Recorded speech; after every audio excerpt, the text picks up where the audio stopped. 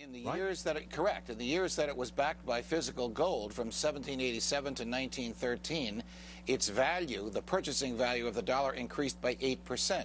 Since the onset of the Federal Reserve and the printing press of printing cash and the effective removal of the gold standard in 1913, though not technically removed until 1971, I can explain the difference if you want, the purchasing value of the dollar has gone down 92%. So it doesn't take an economist at Harvard or Princeton to figure this out. Is the country going to have the debate?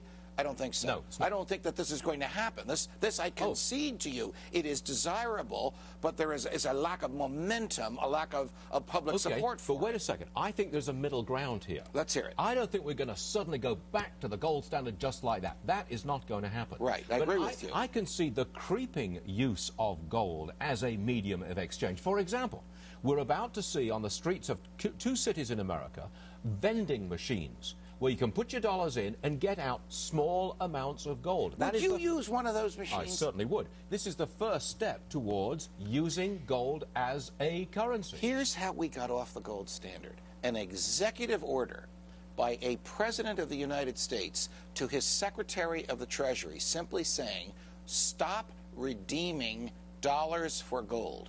It was Richard Nixon in 1971.